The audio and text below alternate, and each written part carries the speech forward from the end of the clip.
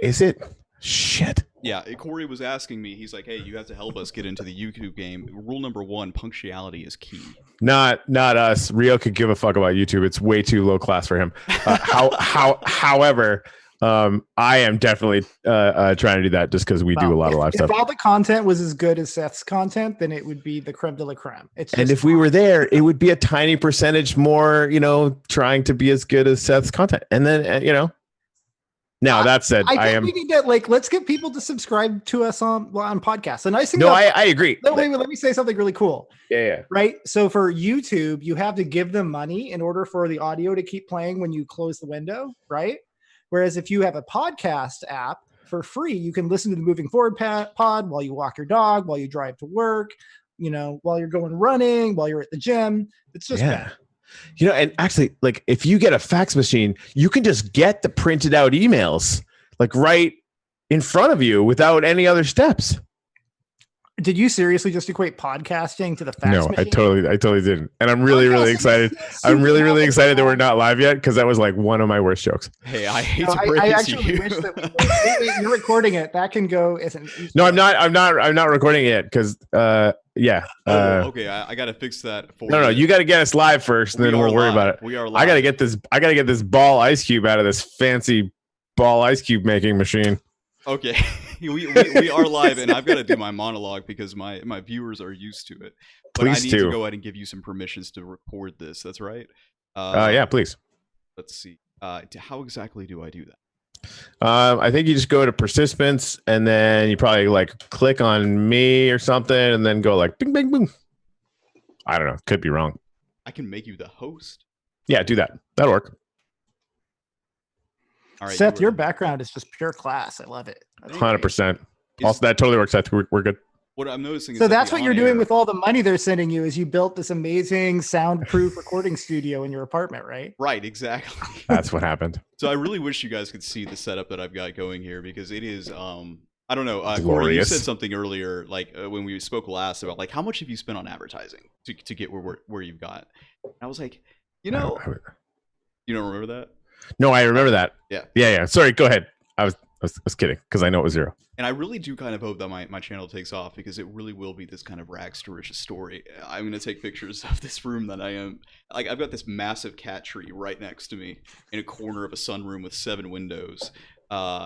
This huge green screen that can't even reach all the way that I need to. I'm zoomed in because I can't get I don't even want to go there. Listen, y'all, we are live really quick. I have to do this monologue because it is a securing the bag kind of tradition. So welcome everyone to Securing the Bag. The singularity is near, so we have very little time to talk, but it's all going to be good because the machine elves wait for no one. And I want you to take a moment just to welcome my very special guests tonight, the Moving Forward podcast crew, Corey and Rio. Thank you for joining me on the reoccurring show now that I hope to do with guests. How are y'all doing tonight? I'm fixing to be a whole lot better. Corey and I are both drinking whiskey, so there's that. I love apple juice too. You guys just got me demonetized in an instant.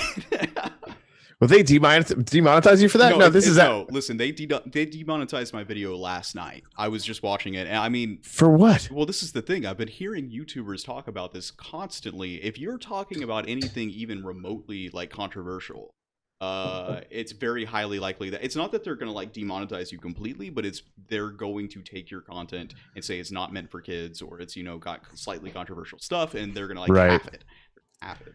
All right, let's definitely not talk about Catholicism because I will say something that will get us kicked off YouTube. I am not kind. Seth, you're not going to directly make any money on any episodes that we're on. I'm just going to be clear about that. Just from the jump, it's not going to happen. So I've recognized that completely, and I got lucky with 2 videos in December, and they hit 30,000 or so views. And I feel like such a fool because I was telling you guys in the DMs, I'm like, hey, listen, my last live stream got 1,300 views. You guys are going to really benefit from this cloud. And I'm listening to your last podcast. You're like, yeah, we're averaging about 30,000 views per podcast. No, dude, no, settle down. 30,000 views is total for all of them. Oh, okay. Well, yeah. All right. So by all means, show us the ways. I will. No, and like we're doing it a different thing. Like I really, as much as I'll joke about it, like the YouTube thing and the fact that we're holding that off for Patreons, for Patreon supporters, I actually like that for the Moving Forward podcast that we're doing. The audio is completely and totally perfect for it. I look like a goofball most of the time, so that really fits in. And the Patreon support really works. The reason why I'm curious about YouTube and moving us there for #coffee is because it's a live show and I want to monetize that. Gotcha. Right, it's a fundamentally different thing. So it's basically like I'm just going to come to your house and sit in front of your door, just begging for education. That's basically what's going to happen. All right. Yeah, because you have a video with as many views as our podcast from total has had downloads. So the reason is though, and we're gonna get to this. We're gonna talk a lot tonight, I'm sure, and I might have to cut it off at an hour if Rio keeps on raising that glass to us, because we're gonna be talking about some things. AOC, I mentioned AOC's name in the title, and all of a sudden, boom, 30,000. The other one was something equally like, she's on fire, man. She's on fire. She really is. Really quick, someone was telling me that I needed to raise my mic volume. I'm gonna go ahead and do a little bit of things. Let me know if it gets any better with what I'm doing right now. Okay, I'm just gonna have to go with that. Thank you guys for joining us tonight in this live stream. I'm so happy to have the Moving Forward podcast. Please go and check them out. They are doing amazing content. I know you guys are blowing smoke up my skirt, but really, you guys, I think you've got a winning formula down with the partisan or bipartisan or both, whatever you want to call it, approach to tackling the news. And I know Rio's said some things about how he doesn't really subscribe to some of the more conspiratorial takes in mainstream news, corruption, and everything like that. But given what's been happening just today with Hillary Clinton coming out and talking about how nobody likes Bernie Sanders, it really seems like there's some coordination going on. I think more eyes are going to be turning to non-traditional media, and you guys are really filling niche role that is going to, I think, grow and grow, in my opinion. Before Rio says anything, I just want to say one thing. No matter who you are, never ascribe to malice what can be explained by incompetence. Like the number of times that it seems as if there is some giant conspiratorial thing. We've talked this about on our podcast before. The much more compelling and very likely to be more true, applying Occam's razor to this, is that there's a set of incentives that each one of these people is operating under within the framework that they're in, and they're making decisions in real time. That said, Hillary Clinton deciding to come out and do that, it's political, right? It's conspiratorial in the sense that it's clearly she knows that it could have an impact.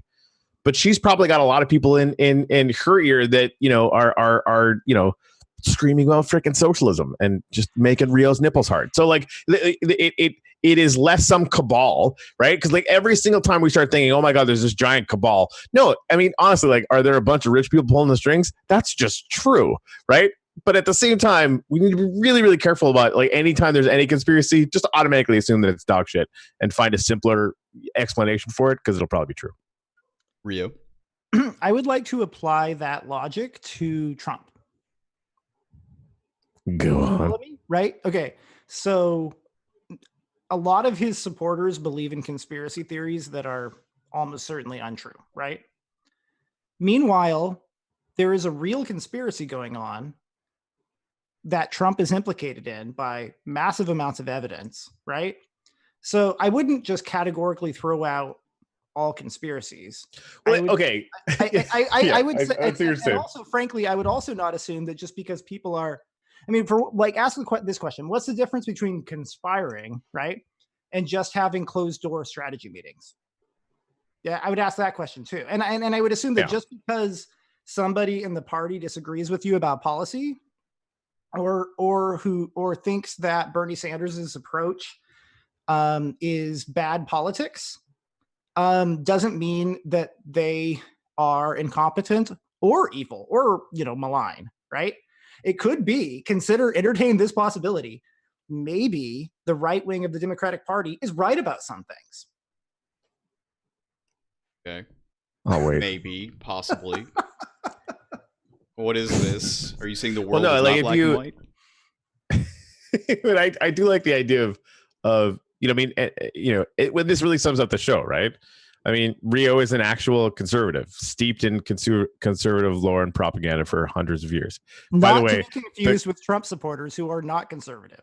That is entirely true, right? So, like we've been having a long conversation basically all evening. I'm really, really glad that you grabbed the whiskey because I think that was exactly appropriate.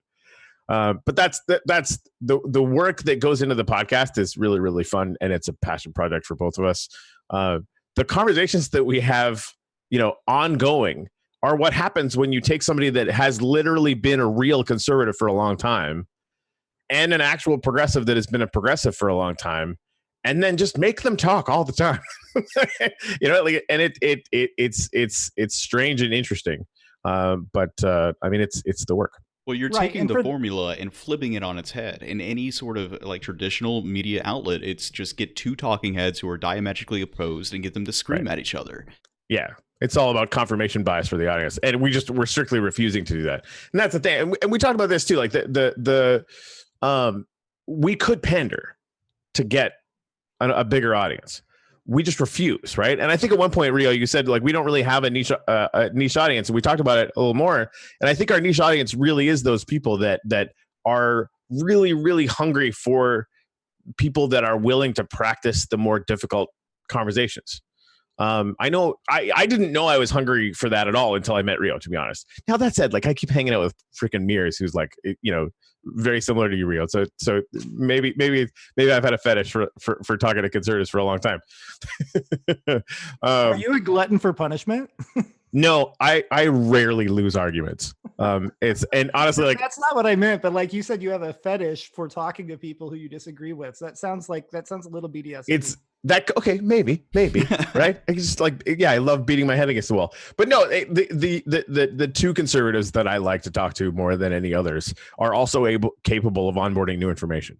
It's not always easy, but that's the my one hard and fast rule. When I sent Mears the Rogan podcast, and immediately, like 3 hours later, he's like, "This guy totally makes sense," and it freaking blew my mind out of the back of my skull. Like just what?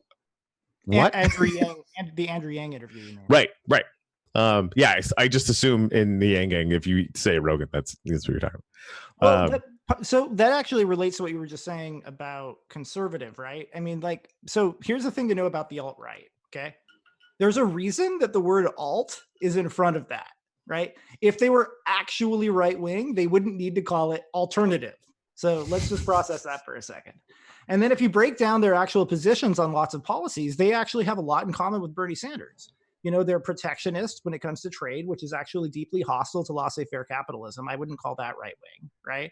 And they have a very anti-interventionist, isolationist perspective, which Trump actually uses the term America First to describe. And go Google that word and look up the fact that it was used by Nazi sympathizers leading up to World War II, and that it is almost certain. I mean, you have to be difficult with history and just assuming that, you can predict what alternative paths would have been. But I think it's fair to say that America refusing to intervene until we were attacked resulted indirectly in millions more innocent people dying than needed to. So sometimes doing the right thing isn't sticking your head in the sand. Sometimes doing the right thing is being a moral leader, even if you're imperfect. If only people who are saints are willing to take the mantle of moral leadership, nobody will. All right, you know what? This is why I love having you two on, because it's like I don't even have to do any work whatsoever. The thing that I was supposed to do at the beginning of the show was to say, hey, welcome to the Moving Forward podcast. These are two people who have, sometimes opposing, but they can talk things out types of views. So let's take it from that angle very quickly and say, how would you guys define yourself politically? And I know political labeling, we've already had this discussion, but let's just do it for fun. Why not? So I've been calling myself a progressive for a really, really long time. Right? Like I come from Canada, where just by comparison, like I remember, I think I busted my toe or something like that. I went to the hospital and then I came home, and my wife busted her arm and we came home with $130,000 bill with insurance, right? So like it it's like that at times, all these different things. So like the every American I've ever talked to, like Canada's socialist, blah blah blah blah blah. to the point where I'm like, yeah, okay, cool. We're socialists. We're just better than everything that you do, except for rich people, right? Rich people have it really good down here. And they, quite frankly, have it less good in the healthcare system up there. Like they have TVs that are the same sizes as everyone else. The shame, right? So it you like that, Rio? That's for you. So some of our conversation from earlier is inevitably going to bleed into this. This is some snark, but at least there's good scotch. So, everything that I've seen before, I would definitely hesitate to call myself anything, but I'm a Democrat in the United States, right? Because like looking at everything the Republican Party was, even under Bush, right? They lied you guys into freaking, insane wars that, yes, killed 5, 6, 7,000 Americans, 2 million Iraqis. No one fucking talks about them, right? Yeah, but we had to be interventionist because what? Weapons of mass destruction was a lie. So the fervor around, the energy around anti-interventionism now is because we've been in a forever war that was completely pointless for 20 years, right? That's people are losing friends all the time still, or they're coming home with like legs gone or whatever, and for nothing. In Afghanistan or Iraq, it's literally for nothing, right? So I get all that stuff. But when Andrew Yang showed up and we started going through all his policies, I realized that literally everything that I have been up till this point is almost meaningless if I use the terms to describe myself compared to Humanity First and the Moving Forward platform. Every single time we're going through an argument, the way that, because we cover his policies in detail, right? The way he thinks and the way that he lays together his argument with empathy and with data and with reason, that's what I want to be. Like that's where we need to go. Because it doesn't matter what the problem is going to be. We're going to have the methodology to fix it. So that's what I want to be from right now on. All right. Yeah, I like that. So I was a member of the College Republicans when I was in college. I actually agree with Corey about the fact that that interventionism has been misused and abused is the way I would prefer to put it. I think actually, if I pressed you on it, you would agree that there are times when intervention is not just called for, but I definitely didn't say that. Yes, right, no, and your World War II example is very real. Yes, it is, and I wouldn't go so far as saying that it was a total waste of time to pursue the goals of neoconservatism in foreign policy. I would just say that, the left likes to point out that there are lots of countries that have attempted various forms of socialism and that have gone awry. And their most compelling argument is that, well, all the other places that tried it did it wrong, right? I would say that's kind of where neocon foreign policy is. It's that it's not their goal that is the problem. Unless, of course, you're talking about people who literally are just trying to make money on oil and all of that, which we can talk about. And I mean, Halliburton happened, right? So you're not wrong about that. But there are also a lot of well-intended, smart people who really care about preserving the relatively peaceful time that the democratic West has enjoyed since World War II, and that Trump is undermining every day when he attacks NATO and defends our enemies, right? So yeah, the NATO thing is insane. Like that. I would say that it's their people's skepticism about interventionism is justified. We just have to be careful that we don't swing the pendulum so far that we just decide that being isolationist and putting our heads in the sand is the answer, because it's not, right? The answer is being smarter about our role in the world. I think that the United States needs to do better, not do less. The Rich Casada episode that we did, where he was really, really awesome. He's like, military intelligence, really steeped in kind of the budget and the way that we're going to be having to, legitimately defend this country, not, this fake nonsense or whatever. Like there are actual real threats. There are real things going on in the world. And basically said we could cut the military budget in half, cut the staffing in half, invest insanely in cyber stuff, which is super smart. Anyways, a good episode. I kind of want to go back to listen to it now. So at the risk of being cliche, as if I'm not going to immediately now be cliche, we just don't want to throw the baby out with the bathwater, right? Like that. There are. I mean, there's real shit that goes on in the world. Now, granted, even the neoconservative or whatever neoliberal ideas around enforcing liberal values all over the world, I would say has been a colossal joke far more often than it's been effective. So on I the wouldn't point even of this, necessarily disagree with that. And we definitely don't. I mean, it's funny you ask us about our political positions and we're just all about foreign policy, which is probably the thing Americans care about the least. right? Part of what I'm trying to say is that Americans should care about it more than they do. And that cynicism and skepticism are healthy, but giving up is not. And ask yourself, this relates to trade too. Do you want to be part of the conversation? Do you want the United States to play a role in setting the direction that the human race goes in the future or not?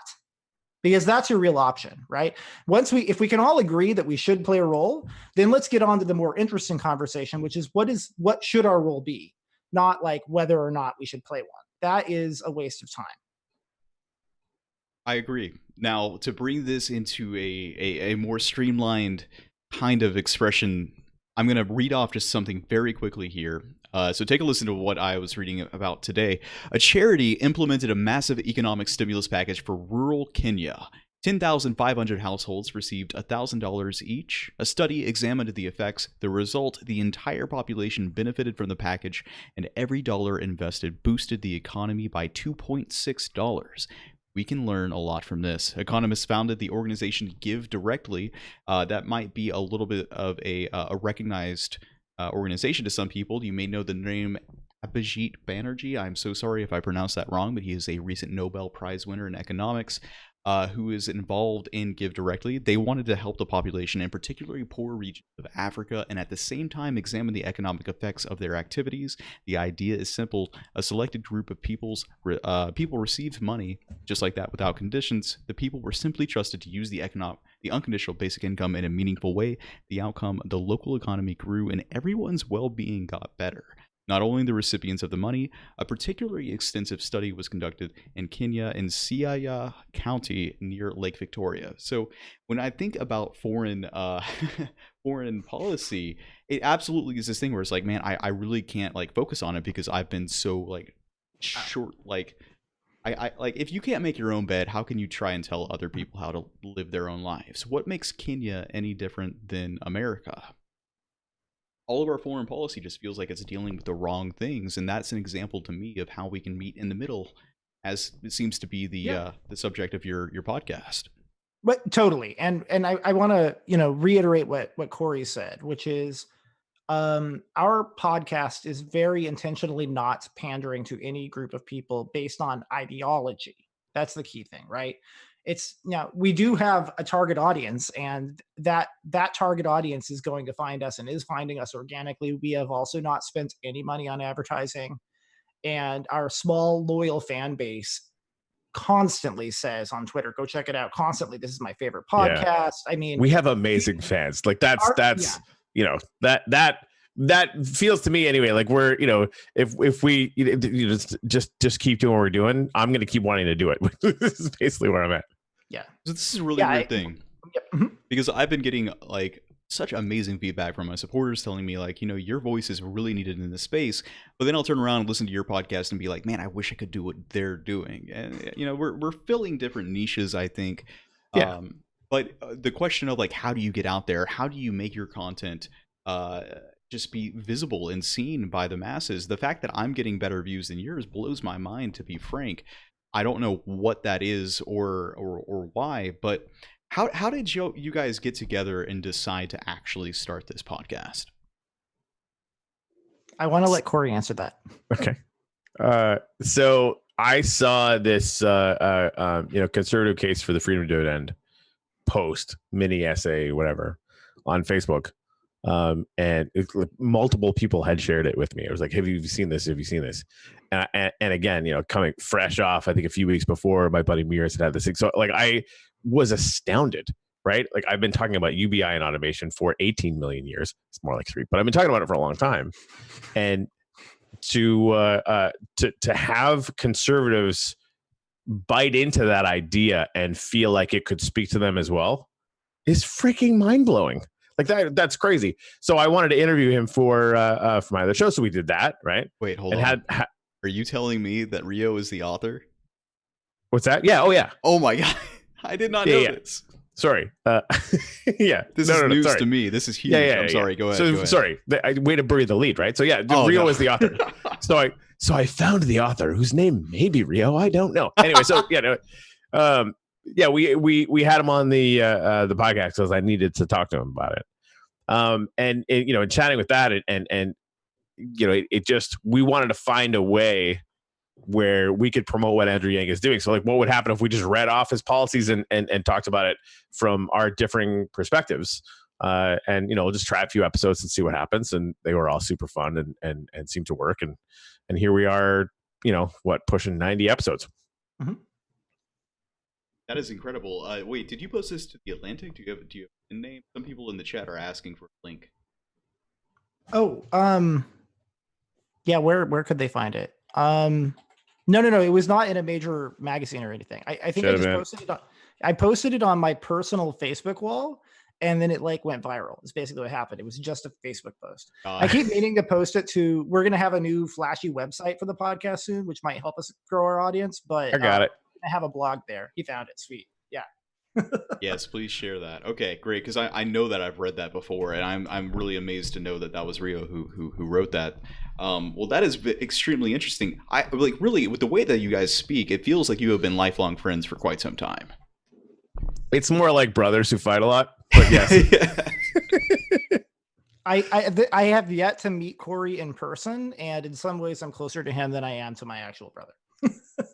Well, that's messed up. Honestly, that's actually that's dark, dude. Do you have any siblings? Yeah, no. So we've never even talked about that. So yeah, no, I have a brother, and if I tried to talk to him about any of this stuff, it would be like throwing bricks past a fence. It just would not.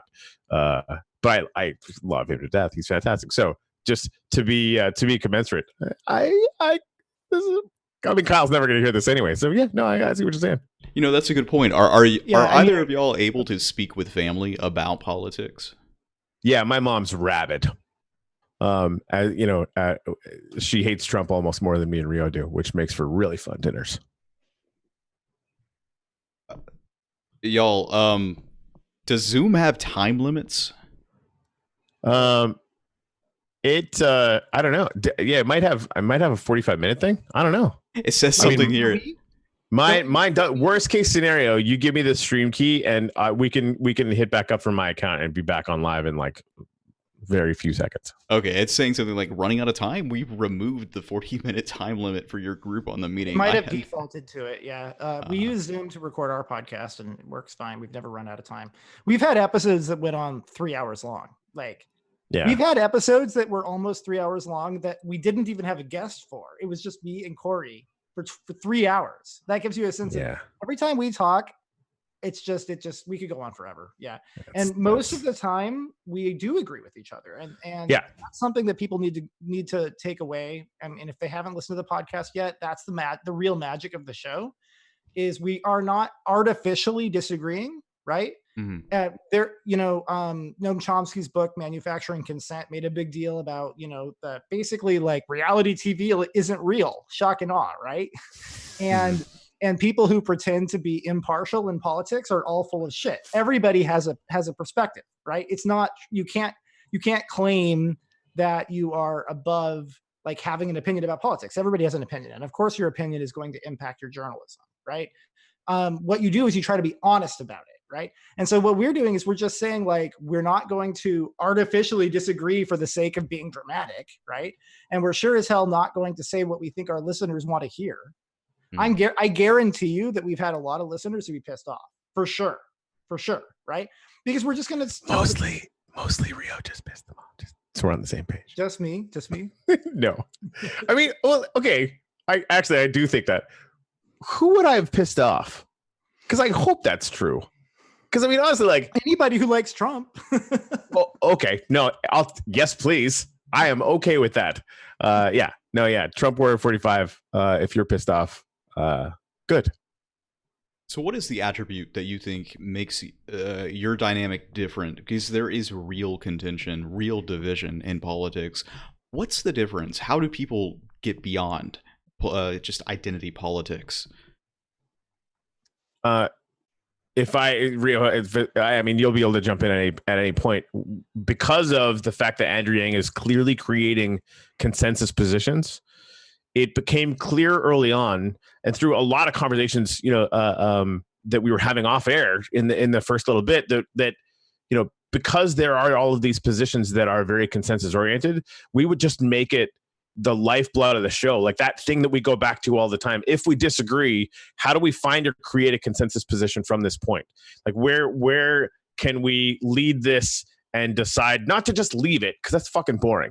Like, where do we come together so that we can keep moving forward, pun intended, in the same direction with consensus? Because that's actually a doable thing, right? It's not compromise, it's consensus. Because I don't get the sense that Andrew Yang is compromising about anything, right? He's not like, and again, not everyone's going to be happy all the time. Fine. But it seems to me that he's finding the way to exemplify the fact that this does not have to be a zero-sum game, right? And literally everyone can get more. Like, it could actually be better than all of you think it can be, right? And so, that's our aim anyway, to try and work towards those kinds of positions whenever we can. There are people who have a vested interest in keeping Americans divided.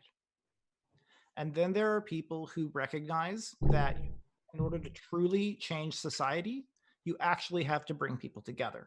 Rio, would you say it's a conspiracy to keep people divided? Yeah. Yeah. No, not only that, but I would say it's an open conspiracy. Zing. Right? I would say it's an open conspiracy. Yeah. Like, it's well known. Well Talk to any hardcore alt-right Trump supporter, and they will tell you they know that the Republican leadership hates them and hates Trump, right? They look at the GOP establishment exactly the same way that Bernie Sanders supporters look at the DNC establishment. And they're not wrong to, because the leadership of both parties have an agenda. And that agenda is what I would call classic liberalism. And anybody who opposes free trade or who wants America to be isolationist in terms of foreign policy, which are two things that Sanders and Trump have in common, has been cut out of the conversation intentionally by the leadership of both parties for a long time. Where Corey and I disagree is I think that's a good thing. But, kind of what we're doing with Andrew Yang is we're reverse engineering his thought process, right? We're looking at his policies, and Corey's saying, well, this is why I, as a progressive, like this policy. And then I say, oh, that's really cool. Well, this is why I, as a conservative, like his policy. And what we find is we both like the policy for different reasons. And that is a sign of a really fucking smart person writing policy, as far as I'm concerned. Agreed. And we are not, like, you can only get so far. You have a ceiling. If you use Trump's populist strategy of only pandering to the base and ignoring everybody else, that does one thing very well. It creates an extremely loyal base of supporters who will go down with the ship with you, and who will deny every fact that they see and call it fake news to the ends of the earth and basically make you their god. Right. That is a very powerful thing, and he is extremely good at using that weapon to do what he wants to do, right? However, if you do what Andrew Yang is doing, and you come up with policy that has a much broader appeal and isn't only going to appeal to 30% of the population, but could potentially, if people hear about it, appeal to 80% of the population, that's much more powerful in the long term. It's just harder. Right. Yeah. There's one thing about the concept of cognitive dissonance that I really like. Some people understand the term cognitive dissonance, but you really need to try and like look a little deeper into what it means. There's actual physical, like, emotional pain that you can read with, like, whatever scale they have in hospitals to say, hey, how much pain are you feeling here? When you have a worldview that is so cemented in, like, yes, this is the correct thing, and then you're presented with, like, actually, no, it might not be, you feel pain. Like, it registers just like you would, hit a hammer on your hand. And that's a dangerous thing. Some people may be too far gone. How do you reach those people other than maybe some kind of mind-altering substance? I don't know. But hey, we could talk about that all day.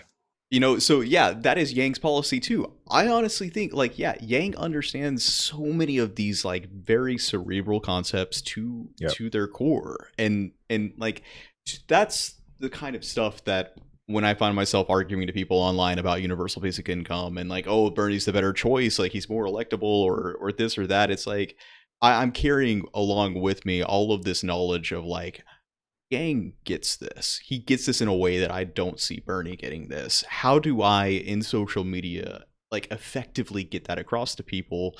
That might be how this stream kind of came to be. I honestly don't know. I don't know if my stream was more for the fact of like, hey, maybe I could ride this wave and like go along with it, or like how did y'all envision the podcast moving forward? Was this a collaboration between two people who just thought they had interesting things to talk about? Did you think this was be a way to maybe make some money on the side? It's mission generated. I mean, that I feel like I can speak for both of us. We're doing this because this is what the country needs. Like that, you know, any money we're getting from Patreon, we're using to amplify the message, and that's it, right? Like that's what we're doing. Like down the road, like if we get like 1 million followers, you know what I mean? Like we might make money on it later. That's always a thing that like could happen, but it's really not the primary mover. And if it was, I don't think we would have lasted. Like it just this is the whole fight, right? I mean that watching the rise of authoritarianism all over the world is just patently unacceptable to me. Like that, I'm not going to live in that world. And also, like, I don't argue with people online anymore, because I think the potential ROI for that is usually very, very close to zero. So I'm glad that you're making content, because you're already having 100 times, 1,000 times more impact than you'll ever have arguing with one Bernie supporter online ever. It honestly, like, I would urge anyone, do not argue with people online. Let me repeat that. Do not argue with people online. I saw you phone banking. I actually haven't done that yet, which I'm feeling instantly guilty for right now. But like that spending an hour, because you could literally spend an hour arguing with a Bernie supporter who's trying to say that a federal jobs guarantee is better than UBI. That's insane. It's insane. In 100 different ways, it's insane. And you're going to be able to explain them, and you're going to bring the data, and you're going to be humanity first, and you're going to be fucking nice about it, and it will not work. Right? Or you could make a passionate, screaming from the rooftop video about the singularity, about automation, about everything that you, Seth Underwood, fucking know, right? And 30,000 people will listen. Like, as long as you put AOC's name in the title. That's just apparently one of the things you have to do, which we have not done yet, and I'm gonna do tomorrow. So just kidding, we're not doing that. Just last night's video had 1,300 views, and I got like 150 likes or so, but 0 dislikes. Like, no one looked at it and was like, I don't like this, right? Yeah. They might not have been like energized by it or anything, but like my graduating class in high school was like 500 people, right? And all of a sudden, with one video, I'm reaching double that amount. Yeah, it's something to consider. I might be able to overplay it, and plus, Australians really seem to like my content. It's mostly Americans, but weirdly enough, Australians, and it was really cool because I was pointing this out. There was an article talking about the rise of tension, of people who no longer feel like they can work hard and reap the benefits of their work. And weirdly enough, it was an article talking about global trends, but Australia specifically has a lot of weird, not weird because I feel it too, but like technological anxiety, gig economy anxiety.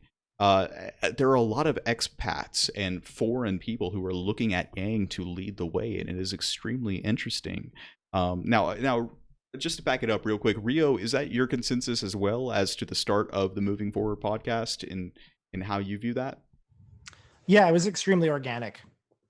So I went on his show, which is influential locally, and it's basically mostly focused on local politics, although he's apparently covered impeachment like mad, which is good too, I guess. We cover local politicians, but the whole point is to get rid of Trump any way we can, and any Republican who ever supported him ever. Yeah, so he has like a very cool following of people in his part of Florida. And what we decided was, well, first of all, I didn't want to take over his existing show because I'd be like, hey, dude, like stick him up, like whatever. So we thought, you know what, why don't we create a podcast that is focused on the national conversation? and it's really not the Yang channel. Andrew Yang is the person who brought us together because we both supported this policy that was outside of the mainstream at the time. But really the mission is more like, how do we carry on whether Andrew Yang wins or not? And if he wins, there's still going to be a lot of work to do getting people elected to Congress, 100%. universal basic income, et cetera, right? Yep. But even if he doesn't win, what do we do to carry on this tradition of bringing people together behind good, sound, reasonable ideas, as opposed to dividing people? Because division is only going to lead to the road of authoritarianism. Historically, it always has, and it always will. Anybody who is trying to sell you something is going to tell you that all of your problems are the fault of this group of people or that group of people. Reality is never that simple. And, you know, like, let me say something that's going to be really controversial with all the Bernie Sanders supporters. Not all rich people are evil. Lots of rich people give money to Democrats because of good reasons, because they want to make sure that their daughters have the ability to get an abortion if they want it, because they want to make sure that their gay son can get married, right? Because they want to do away with poverty, because they care about poor people, because they don't want the pitchforks coming and taking their Picasso, right? I do want to add, there is actual altruism. Yeah. Right? Like that's a real thing that exists. People can look at society who have done very, very well and turn around and go, how do I make this better? Right. And so, you know, because I am very, well, I wouldn't say famous, but I have before. Notorious. Fair enough. Been extremely critical of the class as a whole. Right.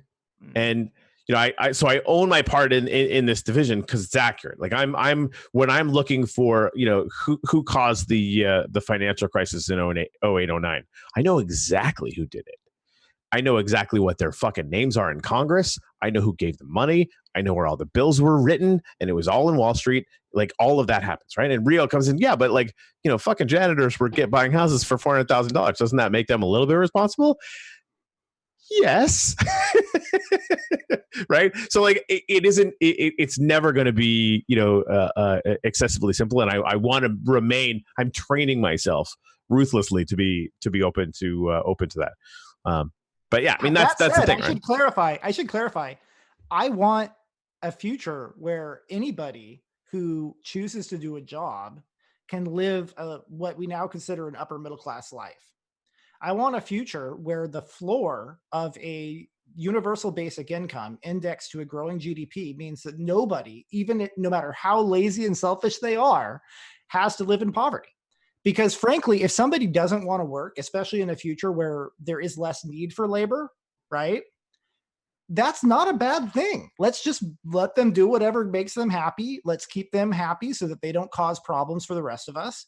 And that will actually result in higher wages for the people who want to work, right? Because, you know, when the supply of labor exceeds the demand, your labor is going to be less valuable. Seriously, like middle class worker type people will make lots more money because of the exact reason that you said.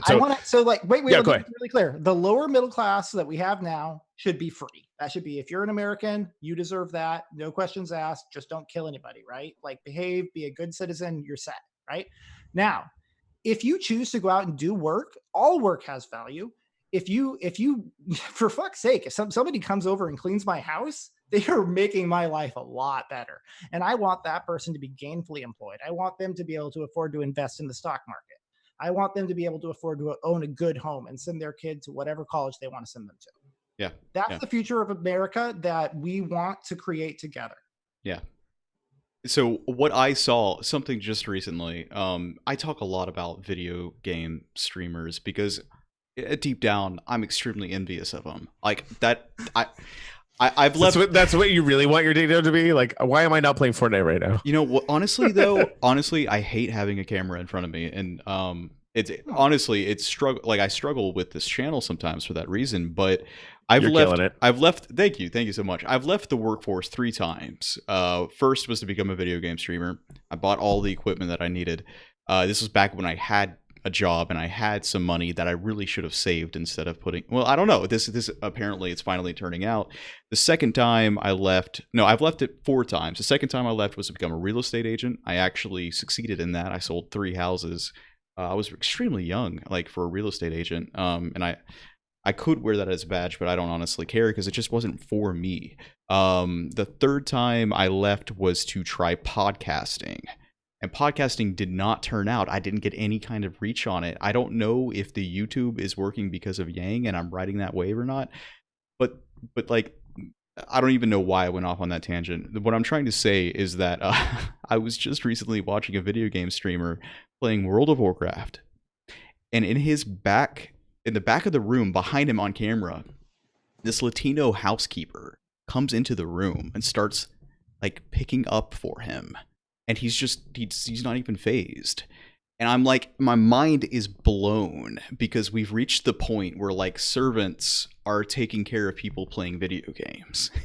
And I'm sure, like, I'm hoping that she's got a decent life going, but all of the metrics suggest that like she's not making enough money to have a better lifestyle for her kids currently.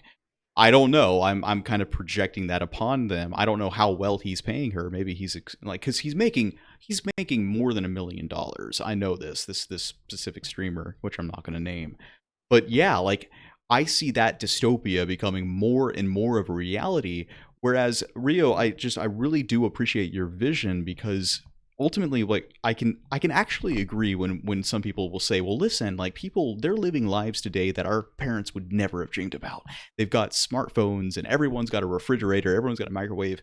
But that's not the real resource that humanity is thriving on. The resource that humanity cares about is time. It's how much compulsion you have to be like how much freedom do you have to spend your own time? That is the one thing, the one resource that the wealthy have maintained a disproportionate dominance over. And I think that we can reach a point where time, because something becomes a resource that is more freely available to everyone. And just to bring it back to that article that I was speaking about earlier of all of these amazing things in Kenya, they gave the basic income to everyone who only had like wooden thatch roofs.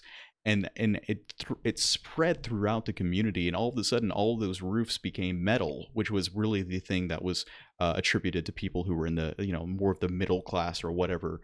The same thing would be in Kenya. You give people the resources, and they are able to actually, it's a deeply psychedelic idea that you have this vision in your mind, and given the resources that you need, you're able to make it become real. It's a beautiful thing to imagine, I think. This is why people are watching your channel, dude. Well, yeah. I wish that I can get these thoughts out in a digestible way. Yeah, well, I don't think, so you just did. Yeah, I don't like that. I don't think. Let me be really clear. Yeah, I go don't ahead. think that you're riding the Yang wave.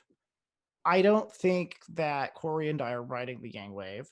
I think that Yang has brought a lot of people together who, whether they realized it or not, had certain things in common. And that this is a movement that's bigger than him. And I think he'd be the first person to say that. Yep. And I'm extremely grateful to him for putting himself out there and taking a huge risk as really, honestly, not that well-to-do a person, right? MSNBC could call him a billionaire.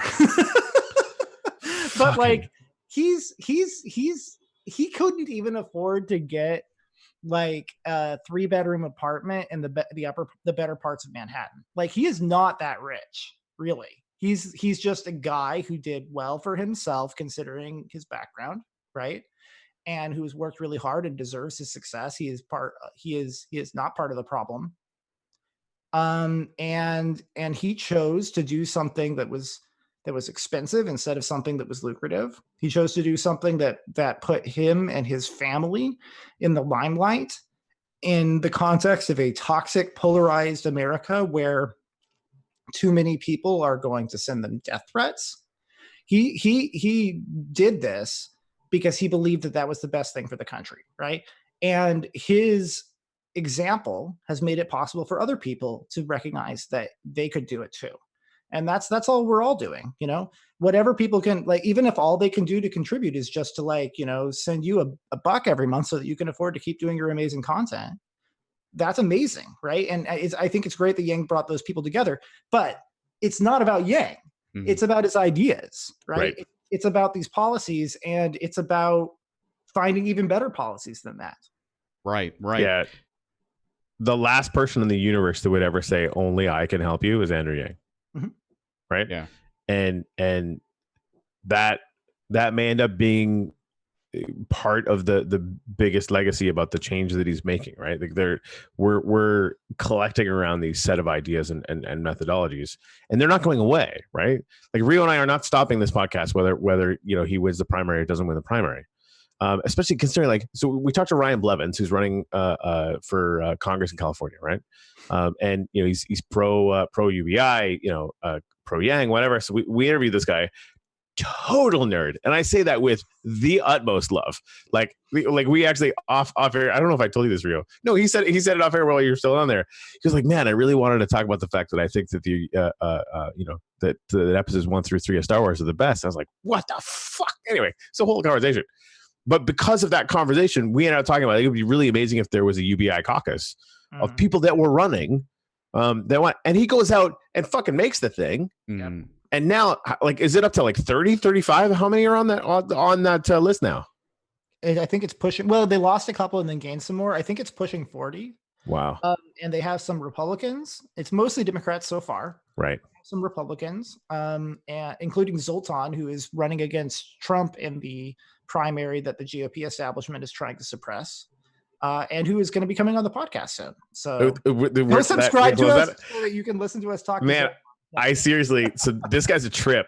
And pro UBI running as a Republican, which I think, again, in this new weird, that can play. He was actually the head of the Transhumanist Party for a long time. Anyone who follows like the Singularity or that side of crazy pants technology, and I say that as someone who is definitely steeped in that whole area. Zoltan's really well. I'm really excited about that one. That was really, really good. I am too. Yeah, with the point I was trying to make is that Ryan's not stopping, right? The 40 people that he saw, like, a lot of them aren't going to stop. Like, this is just the start. This is just the start, right? And something magical could happen in this primary. It really, really could, but it probably won't. Yeah. Like, right? The most, like, honestly, if I'm only able to get 1 point across to our listeners and your viewers, it's this: do not give up. If Andrew Yang doesn't win, the fact that he has something like 65% of Iowans think a UBI is a good idea, right? That is a victory right there. You see what I'm saying? And Iowans have very outsized influence in our politics. I don't know if you've noticed that, right? If you're an Iowan, your vote counts for 1,000 times more than my vote as a Californian, right? Right. They are very influential people. Rio, how does that make you feel? Bernie Sanders has been trying to convince people to support Medicare for all for years and years and years and years and years, right? Yep. And he's succeeded at getting them to support Medicare for all as a public option in conjunction with private insurance, which is what 58%, according to the most recent Harris poll, 58% of Americans support that. That is a huge accomplishment that he deserves credit for. He didn't do it single-handedly, right? Neither did Yang do his single-handedly, but they both played the biggest role in that in American discourse. That's a good thing. Now, only 13% of Americans support Bernie Sanders' version of Medicare for all that he's proposing now, which is where you outlaw private insurance that does duplicative care. So he still has some work to do on that from his perspective. But I think it's a good thing that people support a public option now. I support a public option as a conservative. I think it's a good policy. Where were you in 2008? God damn it. Wait a minute. As a non-politician, right? Yeah. He was not a public figure. Right? Nobody had heard of him 2 years ago. Right. Very few people had heard of him a year ago. He accomplished the same thing on a bigger scale with a universal basic income. Yes. But like, if he doesn't win the primary, he's already won, man. We seriously, I cannot tell. So I started podcasting about 4 years ago. And I actually had, I think I can't remember if we were telling you this, Seth, or not, but we had like a podcast where I had you and Greg and I were talking about it. I had a band. I'm a musician, and we listened to a bunch of Rogan and a bottle of Jameson, and did a podcast around a bottle of Jameson. I was hanging out with a bunch of fucking idiots. It did not work well. Right. But so I've been doing this for a while, and I decided, because I set these like 30-day challenges for myself all the time. So, okay, I'm going to go down. We were living on the water. I'm going to go down and go live on Facebook every single morning over a cup of coffee and just talk about whatever. Mm-hmm. Right. And that turned into a show and actually made money, which is weird. And it turned into a whole thing. But what I talked about more than anything else is, after watching Ray Kurzweil's TED Talk, and if you haven't watched his TED Talk, I urge you to go do it.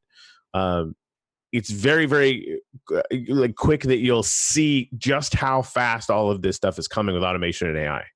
And it is literally tracking his predictions like eerily close, right? And when you understand why he's making the predictions he is, it starts to make sense. So I've been screaming about UBI for a long time. I, in my wildest dreams, could not have even remotely suggested that we would be talking about UBI as an absolute fact. Yeah.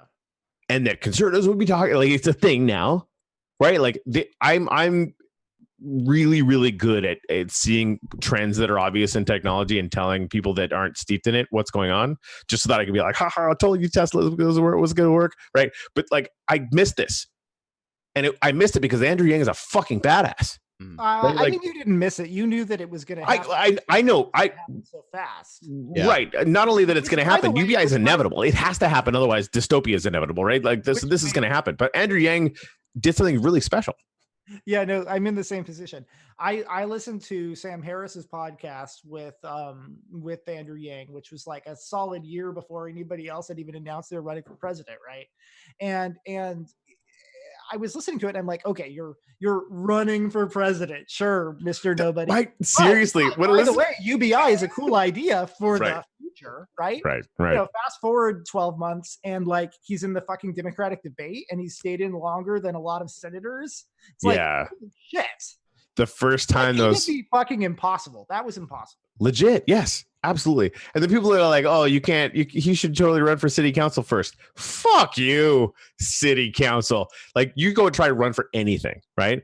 And if you get into a national poll and you're like 2, 3, 4% on just the power of your ideas, like it's insane that when those polls came out, I freaked out. That was crazy. The really impressive thing isn't his personal poll numbers, because a lot of Democrats are understandably skeptical about outsiders and non-politicians looking at how Trump has played out, right? What do you mean? Trump worked out so well. I think Yang would be an amazing president. And if he's the nominee, he would have a Reagan level landslide. Because once the media had to pay attention to him and he was able to get into the living rooms of regular people on a regular basis, he would just totally win. Like, I agree. I would bet my house on it. Like, seriously. So I would not do that with any of the other candidates. That said, I understand why people are a little wary and skeptical about him as a candidate. His ideas have already won. The poll numbers for UBI aren't 3% or 5% or 6%. They're 60%. And that was from, what the fuck is that? Those three letters mean to 60%. That's insane.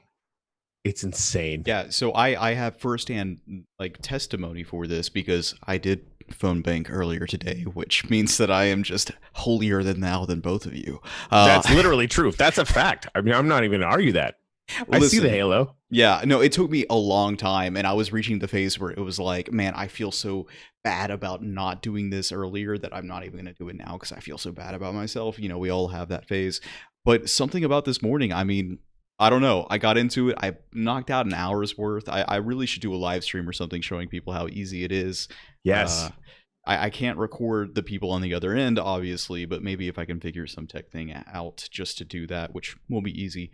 But the thing is, no, I absolutely have firsthand testimony. The favorability reporting that we see in these polls is accurate. No one does not like Yang. Yeah. He is everyone's second choice. I had 43 calls in an hour. Only one person, and I don't even know if it qualifies, but he was like, we don't want nothing to do with that Yang guy. But that was one person out of 43. All the other ones... okay, well, a lot of them just hung up. But anyways, it was positive. It was positive. this hinges upon the ground game in Iowa right now. If they can pull off the numbers and just say he can do it, that is the one thing that these people need in order to switch over and start. Yeah, no, favorability is the number that matters. Yeah. In a general election, favorability matters, and favorability with independents and Republicans matters more, because partisan Democrats are going to vote for a Democrat. Right? Yeah, exactly. Unless it's Bernie Sanders, and I'm not so sure about that. It's really funny. Like I honestly am like 50-50 between Sanders could totally beat Trump, which I think you could make a very compelling argument for, right? Especially considering Trump's base is basically I call them racist socialists. They're basically left wingers. But that it's equally possible that he could totally lose. And the reason for that is because you can't take the votes of conservative Democrats for granted in that context. In that context, no, I would say like hard disagree. If he were running against a normal Republican, I think he would definitely lose. Against Trump, though, I mean, it's up in the air. I mean, this timeline is drunk, right? We have never had an American election where it was a socialist against a fascist. I don't know. Oh no, yeah. If it was against somebody like McCain, I think your argument would hold some interesting water. Mm-hmm. Every Democrat, centrist, like corporate, literally like Wall Street Democrat, every one of them is going to vote against Donald Trump. Doesn't matter if it's Bernie Sanders. Doesn't matter if doesn't matter. It does not matter. I've got more. Every single one of them. I've got more firsthand knowledge here. Oh. Go ahead. My last call, which lasted for like more than 10 minutes, I was about to give it up. It was like I made the tweet. I was like, "There's 3 minutes left until my hour mark." The call I got after that tweet was this woman who really like. So you're only supposed to get in contact with Democrats when you're doing this phone making, and like I could really tell during this conversation that she was just not. She was like, I think she said I voted for Trump, or like I was ready to vote for Trump. She was like, I'm making $100,000 per year, but I am taxed so much that they're asking for all of this free Medicare. They're asking for all of this free stuff. And I'm already at my end. I can't do any more. I cannot do any more. And I said, well, what would $12,000 a month or a year do for you, for each of you and any adult in your family? And she said, well, I don't qualify for that. That thing that Andrew Yang's talking about. I said, yes, you do. No. Right. Yes, you do. Hold on. Wait. It's a tax cut for her. Right.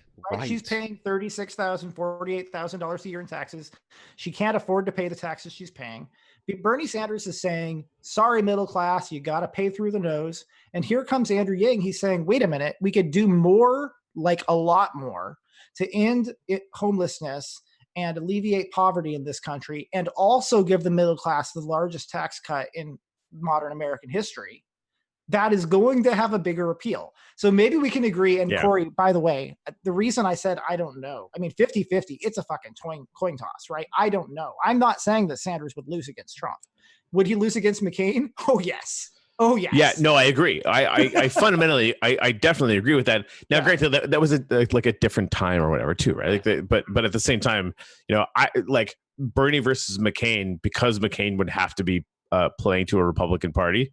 I would say that was a coin toss. I definitely wouldn't say that was for sure. Oh, Trump is the best thing that's ever happened to the Democratic Party. He has totally destroyed the GOP. So if you haven't listened to The Wilderness yet, I highly recommend you start doing it, because the stuff that came out for the last cycle was basically the postmortem that everybody else in the Democratic Party refused to do. So the guys that do Pod Save America went out and did a bunch of focus groups for Trump Obama voters, but everything kind of in between or whatever, to try and really understand and get into the nitty gritty of what the fuck just happened. Because I don't know if it was traumatic for you, but it was traumatic for me. Anyway, so it was fantastic, and honestly, the information that they garnered in that Wilderness podcast gave us 2018. Everywhere where they put the things that they found out in practice, won districts and counties and races in 2018. So now they're putting out this new thing, and they're basically saying that, like, in the suburbs, the independents and the conservatives that are just like, Trump is completely and totally not okay. Like that is going to be the primary mover. I've said this a million times. Whatever Democrat wins has a really, really good chance, if not a perfect chance of winning, no matter what the pundits say. Like, to the pundits, a horse race is literally money in their pocket. So they have to talk about that, right? And now, granted, the worst thing that as Democrats we can do is have any kind of hubris at all, because that hurts. Hubris is basically like punching yourself in the dick. It's not okay. YouTube, please let me say dick. I'm sorry. I'm already demonetized. It's over. Okay. so an hour. Yeah, we let a conservative talk on YouTube. Like, obviously, that's going to demonetize us. What? Oh, brother! I was kidding. That was a joke. An hour in, after you asked us, Seth, I'm prepared to answer the question about what I am politically. All right, let's go for it. Let's do it. Bringing it home like a pro. I mean, I'm fucking homeless, man. That's what I am. But I'll tell you this: I'm a never Trump Republican, now registered as a Democrat to vote for Andrew Yang. And if Andrew Yang isn't a viable candidate when the primary hits my state of California, I will vote for whomever can stop Bernie Sanders from getting the nomination. Not because I am convinced Sanders would lose. I don't know. But because I don't think he should win. That's who I am. But you would prefer Bernie Sanders over Trump. Yeah, you know what's funny about that is if you had told me 5 years ago I'd be voting for a socialist, I would say, God, no, are you insane? Like, no way in hell, right? But I also would have said, no way in hell are the American people going to elect, a reality TV star, fake billionaire fascist. Nazi sympathizer, right? National socialist. Come on. Socialist who panders to Nazis, right? That the evangelical voters would vote for a guy who cheated on multiple wives, credibly actually physically abused his wives. I mean, Trump has no class. He has no class, right? Like you take him out of his suit and put him in a wife beater and take away the money he inherited. He's trash. He is trash. Trump is trash. Okay. I did not think in a million years that he would win, but he did. And this is the thing that Yang gets right is that Trump is not the cause of our problems. He's a symptom of our problems, right? Our problem is that too many people have given up on the democratic process. Too many people have lost faith in our economy. And we need to solve that problem in a sober, practical way with grownups in the room. Further dividing the American people is only going to cause our democracy to fall apart. So my number one priority that's a bigger deal to me than just getting the policies that I want passed is I want to save America from this downward spiral toward totalitarian dictatorship that Trump has put us on. Not that Trump has put us on, but that the voters put us on because of their lack of trust in our system. It's really amazing because I had a conversation with a deeply conservative family member, and I was like, if you truly do care about this country not going in a socialist path, you would see the problems with Trump. Like, yeah, the fact that you would vote for a socialist over the demagoguery that is in office right now is indicative of exactly the type of problem that I see happening if we continue to go in this direction. It's and it's bizarre. It says something about how bad Trump is, but here's something that says something about how bad Sanders is. Not that I'm saying they're equally bad. Don't get me wrong. Thank you for that. They are not. My wife, who has never voted for a Republican ever in her entire life, and I think if she had known that I was a member of the college Republicans when we started dating, she would not have agreed to go on a second date. Like, she really doesn't. I can't wait to hang out with your wife, just for the record. She told me. And I did not ask her this question. She just volunteered it. She's like, I am so fed up with the Bernie bros and their trashing of Hillary Clinton and their trashing of Elizabeth Warren. And the fact that they say they literally want to end capitalism, right? She said, I am so fed up with that I might not vote if he's the nominee. My wife has never not voted, and she has never not voted for a Democrat, ever. So this is why I said, like, I certainly wouldn't be cocky. I would not take for granted that any Democrat could beat Trump. I'm not so sure about that. Yeah, I definitely have felt like any Democrat could beat Trump, but I have to own the fact that I'm in my own bubble, right? And again, hubris. What's really funny is like 3 days before the election in 2016. This isn't funny. This is fucking tragic, actually, now that I'm thinking about it. Everybody was certain, yada, yada. I mean, seriously, like, obviously Hillary Clinton's not that great, but just fucking suck it up because Trump is a goddamn nightmare, right? And like 3 days beforehand, I start getting this really awful feeling. And then I start looking around and like, I saw a Hillary sticker once a couple weeks ago. I'm seeing this MAGA shit everywhere. Yeah. Right. And I said on my Coffee on the Dock show, like, we might lose. And the next day, Michael Moore said we might lose. And then the next day, we did.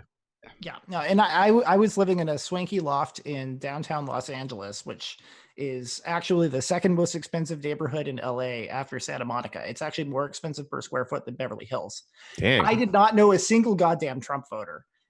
And I remember telling all my friends, I think Trump's going to win. And they were like, you're crazy. There's no way. I haven't seen a single Trump supporter. They don't exist. I was like, you guys, look where you are. Right. How many people do you know in Wisconsin? Right. Yeah. I mean, Pasco County is a red county, right? Like, now granted, it's a red county that voted for Obama twice. So there was that. But I mean, it's been run into the ground, quite frankly, by Republicans for 20 years. Mm-hmm. And it was waiting for someone to let them be racist. Because in Pasco County, bunch of fucking racists. Like, but you know what Trump's election did? Orange County voted for a Democrat. See, honestly, like, so what I heard today was that all four of the districts in California voted Democrat. Like Orange County is blue, like straight through now, and apparently that wasn't the case before. So that's fun. No. I mean, yeah, right. Yeah. Because Orange County was socially progressive, fiscally conservative, right? Right. They're like, yeah. I like gay people, I like abortions. Keep your hands off my guns and don't take my money from me. That's Orange County, right? Right. They voted Democrat because, and this is really honestly the number one reason why, because soccer moms in the suburbs of this country were so disgusted by Trump's classless, sexist, despicable behavior. That's why. It's not actually because of policy. It's because they are tired. They don't like the fact that their kids see that man on TV every day. This brings me back to the wilderness that I was listening to today. That's exactly what they were talking about. There is a movement now of people out of dense urban areas that are moving into less dense cities. The less democratic cities and again suburbs in Texas, in Arizona, in even to a lesser extent in California. This is kind of blue anyway, but like these places that have been traditionally red. So like there is a massive demographic shift towards Democrats that's going around the country. Right? So, but it's not something that a bad candidate can still win in, right? So they're doing a bunch of these case studies where if you're a candidate that does not read the moment, that, like, quite frankly, if you're listening to the Moving Forward podcast and you're running everything through that narrative of, listen, I want good ideas no matter what, and I'm not going to run anything through an ideological spectrum, then you won in 2018, right? Yeah. And if you were in places that were too far red, running too progressive, again with a potentially an incumbent candidate that was too powerful or whatever, like that is not a unilaterally good thing, even though math, data, and empathy and ethics dictate that it should be. Okay, well, I was sign on the dotted line. I know. I had to complicate it. I'm sorry, buddy, but no, like the sort of the. I mean, do you want to be right or do you want to win? Like on some level, right? I actually, of course, don't agree that progressive policy is across the board always better. We should talk about these words, conservative and progressive, because please, for the love of God, no. Corey, you're gonna like this. I think everybody should be both conservative and progressive. I think that we should all want to conserve the baby and not throw it out with the bathwater, and we should all want to progress where progress is needed, right?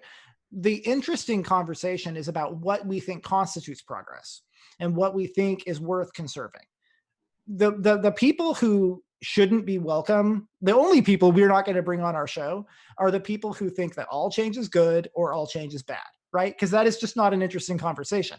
Let's talk about what would constitute good change. Right, it's that place that your podcast centers around, which is consensus, and it branches out from that point outwards. It's not like the Project Veritas type people who are increasingly being unveiled by that. They're going to ruin everything. It's going to be because of them. I mean, there are crazy people in every campaign. You know what? I don't even really want to talk about this right now, but I would like to just point out that this is I've done a terrible job of hosting this kind of discussion, but that just lends more credence to the type of really wonderful. Seth. Yeah. Don't make me call you out on your own show, dude. No. Like, you both have the formula down. I said this earlier on. No, dude. You are speaking to a large number of people, and I've said this to a few people in this cycle. The only issue you have, and I'll tell it to you right now, write this down. Fucking confidence. Confidence, yeah. No, That's I agree. And like, just shut the fuck up and do it. Because So- honestly, You are such a natural. Yes. Even when you are bad mouthing yourself, everybody who's listening is like, oh, They're like nodding along, like, dude, his voice is That's so still making my adorable. nipples hard. Like, so sorry about that. It was a joke. Well, not for me, but yeah, go ahead. Seth. So yeah, no, you're right. I want to bring this back to like an idea about UBI that is really central to me. Is changes the subject. Go on. part of no. So part of the thing that I am like grappling with is the only reason that I'm feeling this is because I have had to like reach out before and say, God, I can't pay my bills right now. Can the Yang Because Gang you need help to me value out your right now? work, right? Like that. Exactly. But like the fact that I had to go out and be like, oh God, can you please help me out, makes me question. It's like, am I actually doing it correctly? I have a TED Talk and a podcast that's going to blow your fucking mind out of the back of your head. All right, send it to me. And it's because, again, you know, I'm an artist. I've bust. So I had to train myself to do that, right? And it's hard, and it's annoying, and it's weird, and like everything you're feeling is completely and totally natural. It is hard to ask for money for your own value. It really is, especially if you need it. Yeah. Right. So imagine a world with UBI where it's like, yeah, no, I'll do this, and you keep making money or whatever. But like, I'm proud of you for sticking to it and asking, because that is hard. Yeah. It is hard. Boom, that's right? central to it. And like, so the thing that I wanted to talk about a little bit more, and I know it may be starting to drag on. If y'all are short for time, just be sure and let me know. But I still got scotch. We're good. all right, apple juice, right? Apple juice, Yeah. right? Well, that's what I call scotch because it's funny. Yeah, I guess. sure. Look at you. All right. But the thing is that neither of y'all need the Moving Forward podcast in order to meet your basic needs. You have your own full-time jobs, I imagine, right? Actually, I could Corey and I are just rich. Really? Yeah. Well, Okay. I'm so here's like I'm a musician that doesn't require any like I don't have any money like at all. But I'm a pretty good housewife, so that works out really well. So yeah, your wife is rich, and you are well rich. I mean, we live in a shoebox apartment, and quite frankly, it is perfect, right? So like we're good is the point, right? Like I am not at any point desperate for money, which allows me to do all these crazy moonshots. And honestly, one of the reasons why, and I think Rio kind of feels the same way. Like we've been afforded so much privilege, yes. and we understand what it's like to wake up in the morning and go, "What do I feel like doing today?" And then you get bored, which is not a bad thing. Mm-hmm. And then you go and find something productive to do that speaks to your heart. And Yeah, everyone should have that. Everyone should have that gift. They really should. I'm not gonna lie. I have really struggled with maintaining any sense of noblesse oblige in a post-Trump universe. Could you explain that bougie fucking word you just used?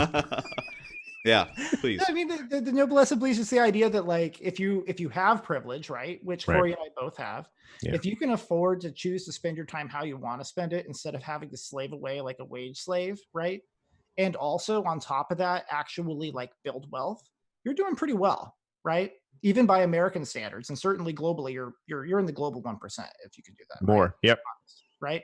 So yeah, let's be grateful about what we have. And so noblesse oblige is this idea that if you are part of that privileged class, then you have a responsibility to care about the less privileged, right? It means that if you are in a position that you can afford to pay a housekeeper to clean for you, you should make sure that your housekeeper is making enough money to provide for their kids, or even better than that, right? The fact that people have become so fed up with the system that they're willing to send a wrecking ball into the White House does not make me care about them more. And until Corey and I got together, I was basically just fucking fed up with those people. You know, remember my wife I talked about again, as liberal as you can be. She said to me one time, she's like, you know, Rio, if these people, if like saving their outsourced jobs is more important to them than my human rights as an Asian woman, I don't care about them anymore. And you know, this is a woman who gives to charity. She's a really good person, right? So I'm grateful to the fact that I met Corey, because he has taken me out of that extremely dark place, and he's helped me rediscover faith in my fellow Americans. And really that's what the show is about trying to break, because these walls, people like me hating Trump supporters and hating Bernie Sanders supporters is not good for America. Right.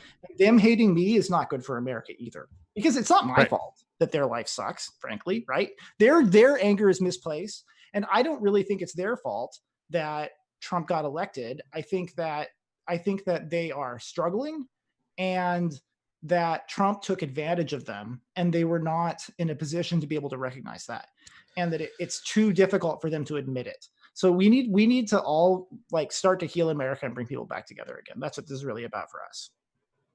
Or did you have something to say? Oh, yeah, no, that it's really good to hear about all that. And I think the you know, as we're sort of coming, I always want to say the middle, but the middle is garbage. Like, just so we're throwing that out there. But those consensus positions that you can acquire, right? Right. Because I think like there are people that are in the middle that I know, especially in the Democratic Party, they're just fucking lazy. Have you guys seen the political compass memes that I sent you a link to, maybe perhaps? No. So everyone's either authoritarian left or, you know, authoritarian I right. see what you're saying. Yeah. But everyone hates the centrists. Everyone, they all rally against the moderates. But right, and again, like that word is kind of lame or whatever, right? But that's like the whole podcast that we're trying to do, right? So I'm changing the name because I feel like it. Right. Our last oh, sorry, go ahead, Corey. No. And this, I'm struggling with this because honestly, it's been a thing that I'm to this moment having to work through. You know, I made a shitty comment about Trump Warrior 45. We had him on the podcast. I really thought long and hard about whether or not we should. Yeah. And I still do. He's Yang Gang now, which is fantastic, but he says Trump is his second. And that to me is like anathema to reason. And so, you know, I want to talk to more people that went down that path and want to come back, right? Because I absolutely believe in a good redemption story no matter what, right? I mean, we had Ojeda on, which was fantastic. He's a firebrand, right? He's really, really fun. He voted for Trump. But he realized his error like a week and a half later, and now he's like, you know, and this is the thing: like, anybody who voted for Trump who wants to spend the rest of their life trying to fix that error, come on this show because I love you. But I also like watching what Yang did, where he basically said, you know, to all the Trump supporters in crowd. And I guess he does this all the time. Put your hands up, and they put their hands up. He's like, hey, these are our neighbors. You should love them, right? Or whatever the fuck he says. Don't boo them. Yeah. Right. And I'm not there, but I fucking love that shit. Yeah. Right. Like it is that to which I want to aspire. And I hope that everyone does. And having these conversations is why, you know, I'm working on it. In the case of Yang, it's so genuine, right? I mean, my reason for supporting him is really policy. And I am convinced that he could win if he was the nominee, because I do think he also has the personality to back it up.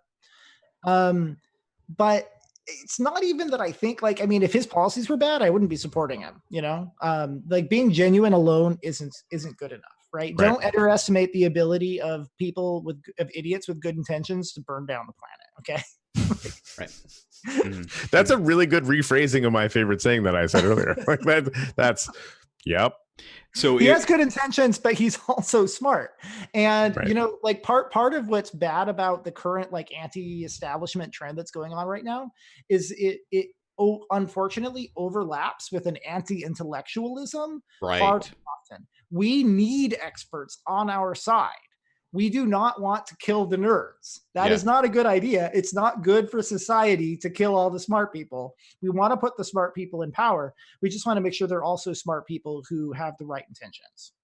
Right. Yeah, I completely agree. The really cool thing about Yang is that, like, I I can see myself in him, like reflected back at me, which is just more than this like lashing out at all the things that I hate about the establishment and politics in general and everything like that. And he, from what you Rio just were talking about and like the connection that you have with Corey, like Yang is the glue that holds you together. He is the proverbial taco that like keeps the meat in with the lettuce, sir. Indeed.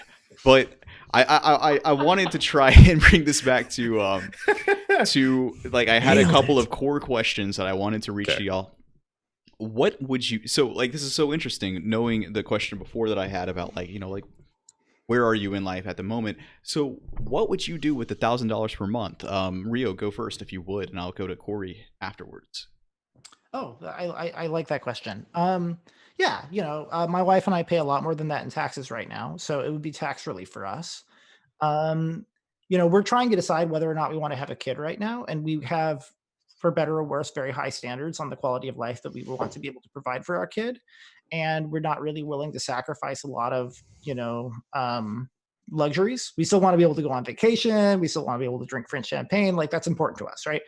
And in a world where idiocracy is becoming increasingly possible, I almost feel a moral obligation to have a kid. So I think it would make it possible for us to have a kid. If we had between the two of us a $2,000 tax cut, we would say, "Yep, that's a sign from, you know, the flying spaghetti monster that a child is in our future."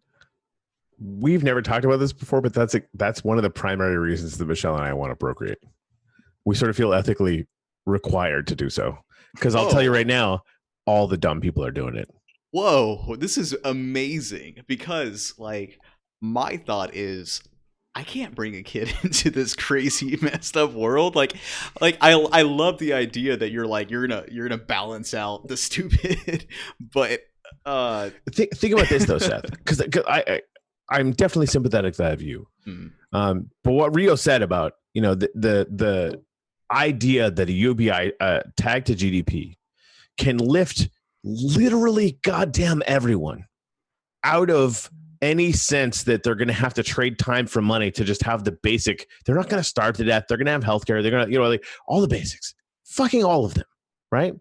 And if you want to stream stuff, that's fine. You might like be eating rice instead of steak, but like whatever, you're doing literally what you love. You have your time and everyone gets that.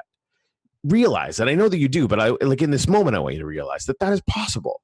UBI was impossible 2 years ago. Completely insane. Only idiots like me were talking about it. Now it's real, right? And if we all do this, I have never been full of more hope than now. And that's crazy. Right. Climate change is going to kill us all. Right. But at the same time, talking to the freaking nuclear scientist guy, right? Like reading through Andrew Yang's whole policy with that. We have the technology to do everything we need to do right now. Right. Like, so that's the thing. And Yang is just saying like, hey, you know, we could just like apply good ideas and it would all just work out. Right. Corey and I have been punching above our weight class in the in the podcasting world. You know, we had a Pulitzer Prize winning expert on nuclear energy. I mean, we had like an advisor to the Global Parliament of Mayors. We're about to have Zoltan on. I'm forgetting. Yeah. We've had so many congressional candidates that have actually lost count at this point. That's a fun problem, but yeah, you're right. That's happening, even though we do just have a small loyal audience, is because I think the people who listen to us are just so enthusiastic. Like they're my favorite podcast. People see somebody on Twitter say they're my favorite podcast and they assume there's 1,000 other people like them out there. That's not true yet, but I'm confident it will be. And by the way, Seth, I agree with you that it's actually less about money, the choice of having a kid, and more about like, do we want to bring a kid into this fucked up world that we're living in right now? And I guess I assumed implicit in your statement about what we do with $1,000 a month each is Yang either won or he was able to change the conversation so much that somebody who shared his values is now running this country. Not that a single person does, of course. We have a decentralized like republic, and that's a good thing. But like it or not, the person in the White House sets a tone for our society and is a very bad example for kids right now. No, I do not want to bring a kid into a world where Donald Trump is president, but a world where Andrew Yang is president. Maybe two. Yeah, you were exactly Maybe right. two. Damn, that's like replacement. Right. Yeah. No. And now I'm starting to like be concerned about the way that I'm looking at things. If I have so much hope for UBI, and that's not my immediate response as well. But like I have thought, like, one thing's for certain. I mean, living with my girlfriend here, we have 2 other millennial. Actually, one of them's a Zoomer. Roommates. That would be $4,000 pumped in. Fuck is a Zoomer? Generation Z. Zoomer. Have you? All right. Have you guys seriously not heard of that? No, I've never heard of the Zoomer thing. My apologies, dude. I Eddie live under a rock. Eddie Brycenio. I cannot. No, that was really good actually. I call him Chupone because I can't say his real name. Okay, so good. That's a thing. Dude, I love that guy. He's a Zoomer and he is brilliant. He is extremely he's a smart guy. He sure is. And for real, anyone who is listening to this right now, go and check that podcast out. And I had a lot of questions actually to throw at you guys about that, but I know that this is probably getting a little bit long into the night. What was I talking about? No, but like the thing is like once I think about a UBI, it suddenly is like I can actually think 5 years ahead. I can actually think about marrying as a younger millennial, like I'm suddenly thinking of like, I can actually make her feel important in the way that I want her to feel important. I think Andrew Yang is like the love guru of like, for real, you get Andrew Yang in office, suddenly there's going to be a new baby boom generation, in my opinion. I think you might be right. I think that, absolutely. Yeah, no, I mean, you're right. Yes, it would. I mean, I think he would be the greatest president that we've ever had. I think you're right. He would be the greatest president that any country has ever had. I also think you're right. How fucked up is that? But like, and also, that sounds like ridiculous hyperbole, right? But it's not. Like, find someone else who is willing to, from first principles, see all the issues that are going on and the trends, right? Because every politician right now, all the Democrats, I mean, Trump would if he knew what a problem was and knew how to fix it, which definitely isn't true. But every single one of the Democrats is fighting the wars of the 1990s. Like, they're literally not addressing any problem that exists right now that shouldn't have been fixed 20 years ago, right? And Andrew Yang is like, no, automation, bitches. That's real. That's coming, right? And AI and the fact that we should have legalized drugs a long time ago and all this stuff. I think you're right. Like, find who else, right? Yeah, no, I mean, there have been a lot of really great leaders. And Agreed. But this good? Yang is not all flash, right? He's not a surface level guy. He's a substance person, right? And people who are impressed by the surface are going to really like Bernie Sanders and Donald Trump. People who want substance are going to like Yang. And the challenge that we as the Yang gang face is, how do we convince the surface level people to care about him? And we're at a crossroads in human civilization right now. And a lot hinges not necessarily on him winning, but on making sure that his influence carries on into the future, so that we can turn this boat around sooner rather than later. And that's Agreed. exactly why I believe that we are in the we are actually in a simulation, because like it is too critical right now. No, like you got like this is like grandiose theory, right? Like I know. Like humans I'll always talk simulation theory all the time, but I like how you just managed to interject that now. Yeah, by all means, get it. Every human who's ever been alive has said, I was put here for a reason. But no, believe me, like, we are here for a reason. This is the craziest time to be alive, hands down. It really is, without a doubt. And what's messed up, and again, go watch the Ray Kurzweil TED Talk on accelerating returns of technology, because like that will always be true for everything from this moment onwards until we're all AI constructs. That's it. Like, and it's where, it's where it's all going. And I know that freaks a lot of people out, but so do self-driving cars. You'll get over it. So it's messed up. If the you simulation die, theory. If you die tomorrow, it's the most anticlimactic death. It is. Like, somebody who gets hit by a bus. Can you imagine? Like, now, granted, like, somebody's gonna get hit by a bus right before a computer becomes sentient and takes over the entire world. And for the record, will be entirely benevolent. I know that's not a no, I'm with you. I'm with you. Yeah. Right. It's the most likely outcome. One of the most popular films in this timeline. In this timeline of the multiverse. Back to the Future, right? The character Biff was literally based on Donald Trump. Motherfucker. And the future, with the timeline within the timeline of that, the timeline in Back to the Future where Biff becomes influential and rich is a dystopian nightmare. Yeah. And we are living in a timeline where the person Biff was based on is now the most powerful man in the world. Oh, it hurts. Didn't The Simpsons do the staircase presidential thing like 10 years ago? I'm not sure if that's true or not, but I wouldn't be surprised. No, I'm pretty sure it ended up being true. Like it was one of those things where like the first several seasons is a masterpiece. I mean, it's good television. Yep. You know, so I was a part of this subreddit that I stumbled across. It was called like, I don't know, dimension jumping or something. And I did this when I was younger, and they were like, "Oh yeah, you get 2 glasses. You take 2 glasses of water, you fill 1 glass up, and you take some tape, some white tape, and you write down the thing that you hate most about the dimension you're in right now. You take an empty glass and you write the thing that you want the most." And they're like, "Be very careful, because it's like a genie in the bottle wish. If you get this wrong, everything will go completely wrong." And I did this when I was like 16 or 17. And I was like, this is hilarious. And now Trump's president, you motherfucker. I dimension jumped into the worst dimension. Yeah. That did not work. Oh man. All right. So listen, y'all, I have had a tremendous time tonight, and I thank you so much for joining me along with this ride. I could keep on going for hours and hours and hours, I'm sure. Honestly, we just poured more whiskey, so I mean, we might just keep going without you. That's probably a sign to cut it short where it exists right now. But really quick, I want both of you, any of you, however, go ahead and just give your pitch. What is it that you do? Where can people reach you at? Go ahead. Why? Oh. Dude, I wanted to see if you would tell. I mean, he's like, "Corey, why aren't you doing the face moving thing?" This is the part where you're supposed to speak.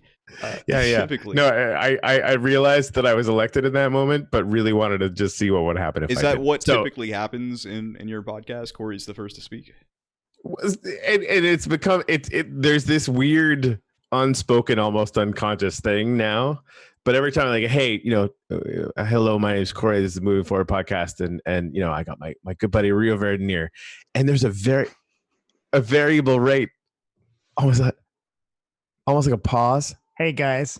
Yeah, and you never know how long it's gonna be. Might be 200 microseconds. Might be a second and a half. You don't fucking know. It's a surprise. Anyway, I don't know why that's weird to me, but it always is, which is why I just let that hang for as long as it did. If anyone felt uncomfortable or triggered, deal with it. It's really funny. So where you can find us, you go to movingforwardpod.com, and you can also subscribe, anywhere that you can find podcasts. It is important that you search for Moving Forward and either Rio or Corey. Rio is actually much more famous than I am. So if you do Moving Forward and Rio, the podcast will come up in your podcast machine. If you just do Moving Forward, some other asshole's podcast will come up. It is not this good, and it was from 7 years ago. So there's that. And of course, you can follow us on Twitter. I think, are you like literally at Republican on Twitter? And yeah. And did you change yours to Corey Krat, right? No, I'm still at Corey Cottrell, but my display name is Corey Krat because Nice. I wanted to play along. So that's the thing. And of course, at Moving Forward Pod on Twitter as well. And you can find, I'm seriously trying to be a YouTube star like Seth Underwood. So our progressive live show happens 10 a.m. Monday, Wednesday, Friday on YouTube. And that's at youtube.com/C/coffee live. I don't know how the fuck to search for that. We're fucking new there. I have no idea. But we'll throw some links up to stuff. Actually, Bob is doing it right now because he's a frickin' mensch. Mm-hmm. Bob's the shit. He's the right governor. He's good. Yeah. Right governor. I like it. Sure is. There seems to be something missing, though, here at the end of all the credits. Andrew Yang is our taco? I just stopped recording. Andrew Yang is certainly my taco. Y'all, thank you so much for joining me tonight and my special guests, Thanks, the Moving Forward podcast. Y'all have a wonderful night. We'll cut it short here. Thank you. Cheers. Boom. Cheers.